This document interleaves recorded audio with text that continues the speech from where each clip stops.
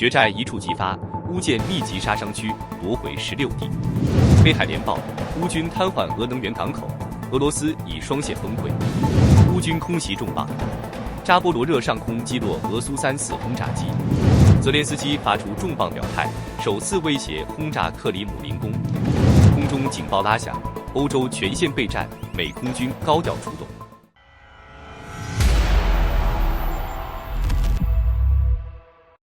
2025年9月26日，乌克兰在红军村方向完成了迄今为止最大规模的包围行动。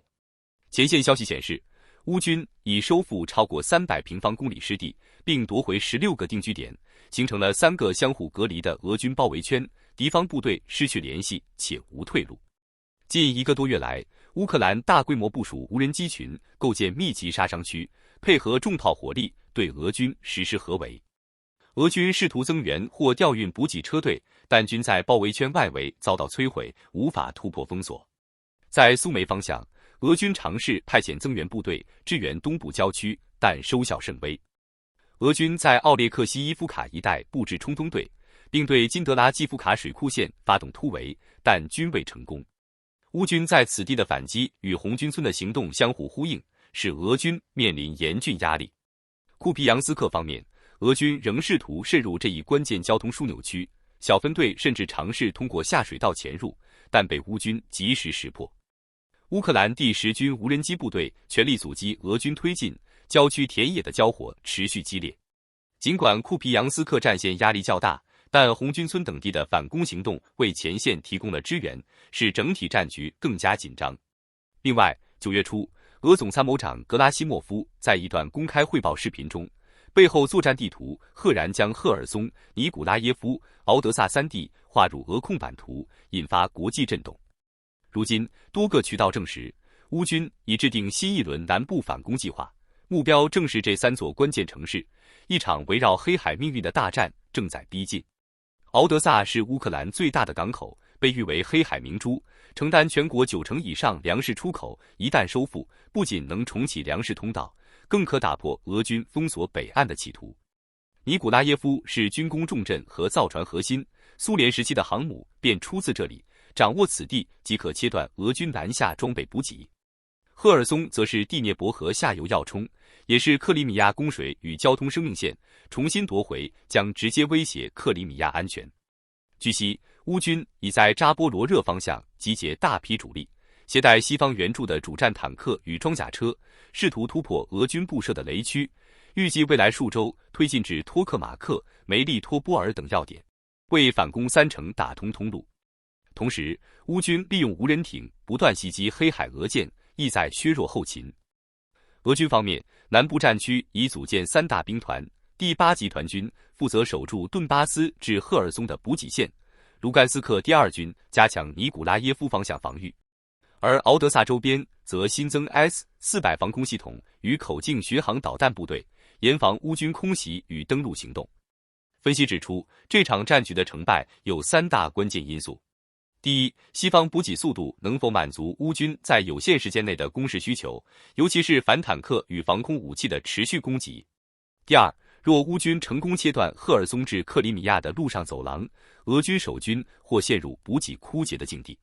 第三，敖德萨的收复离不开海上配合，乌军能否冲破黑海舰队封锁，仍是最大变数。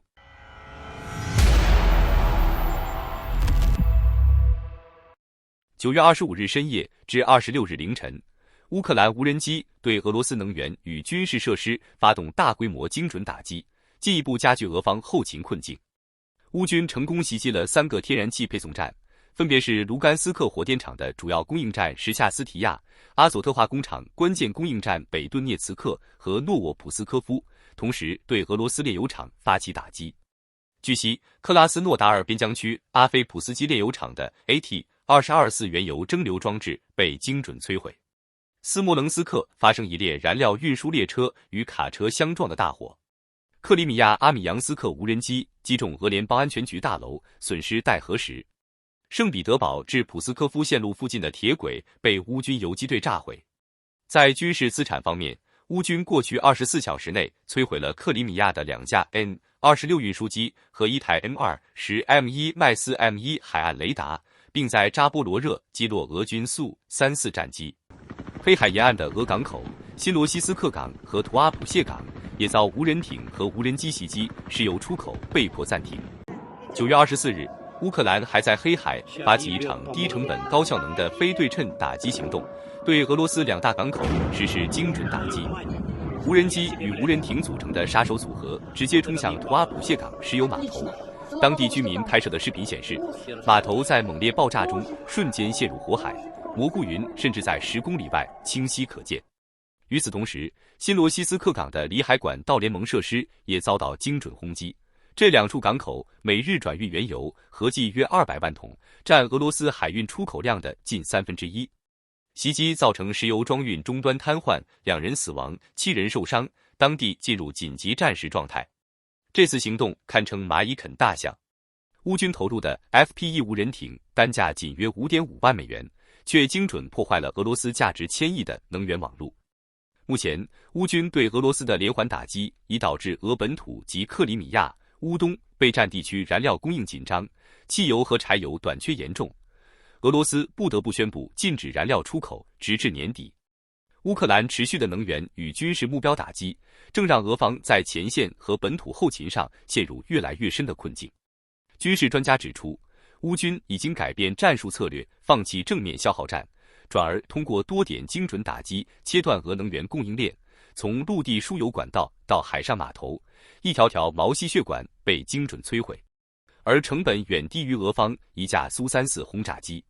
事实上，就在袭击4日，乌军还在扎波罗热击落一架挂载重型炸弹的苏34，进一步削弱俄空中威胁。此次港口瘫痪迅速引发全球能源市场波动。图阿普谢和新罗西斯克港口是哈萨克斯坦原油出口的重要节点，占全球供应量的2%以上。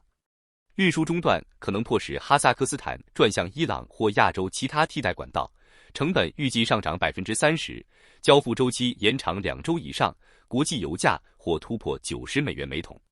对俄罗斯而言，能源出口占国民经济约40%，7月油气收入已同比下降27%。此次港口瘫痪若持续1周，将直接损失超1.4亿美元外汇收入。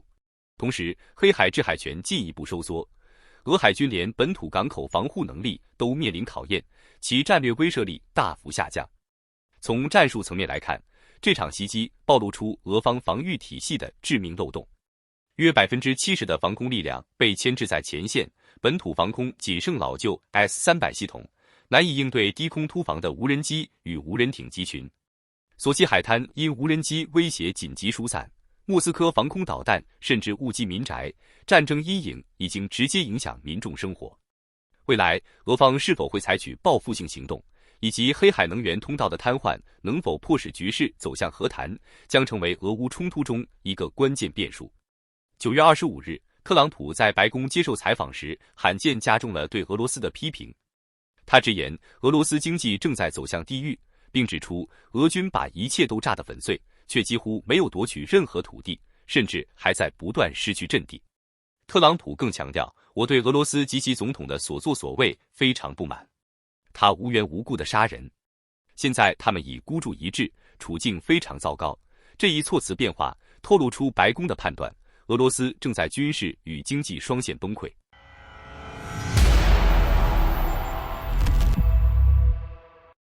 近日，乌克兰方面宣布，在扎波罗热上空击落一架正在投掷滑翔制导炸弹的俄制苏34轰炸机。尽管俄国防部未正面回应，但与俄空军关系密切的几路电报频道也证实了战果，甚至有个别渠道称2架苏34被击落，飞行员全部阵亡。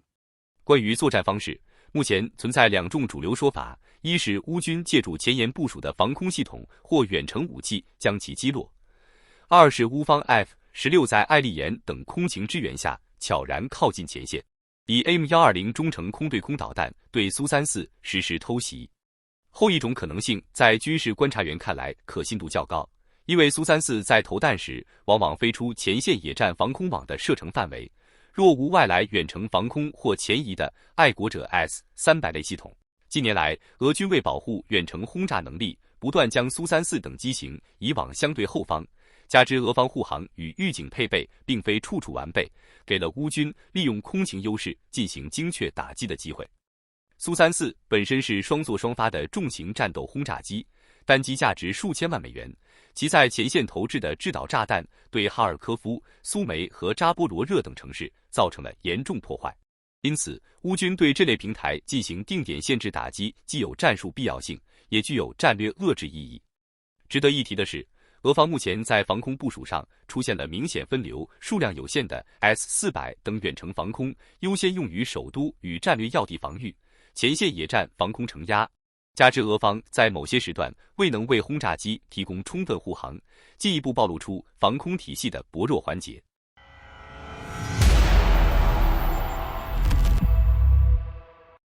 正在美国访问的乌克兰总统泽连斯基近日接受采访时抛出重磅信息，他再次重申，一旦乌克兰达成停火协议，他将提请最高拉达举行大选，并明确表示自己不会参选，卸任后将退出政坛。他强调自己的目标始终是结束战争，而非延长权力任期。这番表态不仅直接回应了克里姆林宫对其非法执政的指控，也让外界更清楚地看到莫斯科对泽连斯基的忌惮。事实上，根据乌克兰法律，在国家处于紧急状态时，总统和议会大选都会顺延。外界质疑泽连斯基合法性的声音本就缺乏依据，因此难以获得国际认同。在透露卸任打算的同时，泽连斯基也披露了与特朗普会晤的细节。他向美方提出了一项具体的远程武器请求，虽然型号未公开，但外界普遍猜测可能是战斧巡航导弹。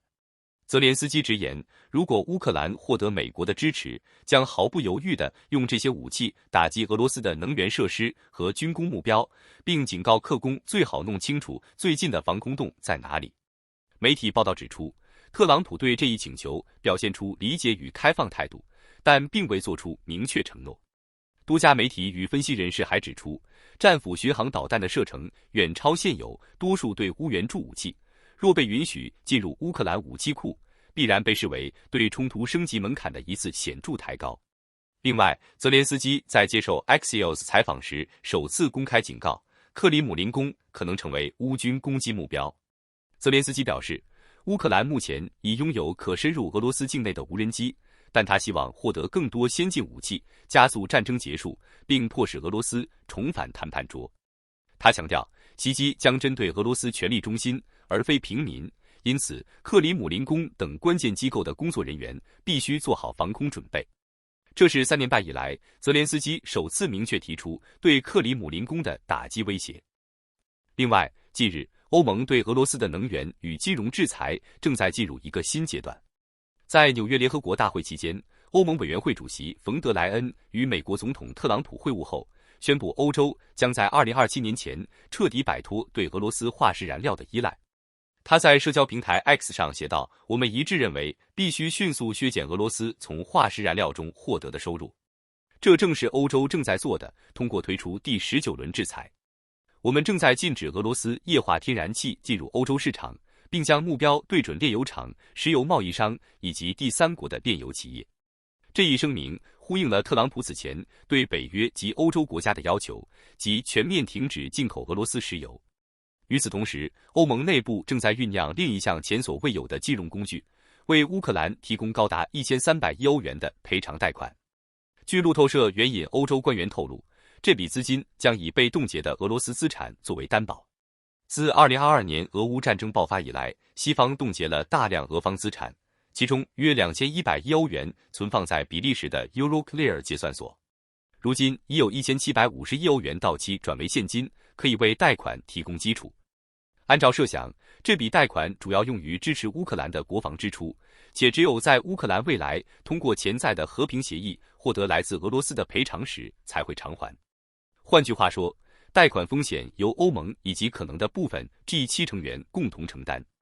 官员们强调，在启动新机制前，必须先清偿去年7国集团批准的450亿欧元贷款，因此实际可用资金大约为1300亿欧元。欧盟经济与生产力事务专员东布罗夫斯基斯证实，欧盟委员会正在研究该贷款的具体操作方式、时间框架与额度。乌克兰财政部长马尔琴科对这一提议表示欢迎，认为这能在不进行正式没收的情况下动用俄罗斯资金。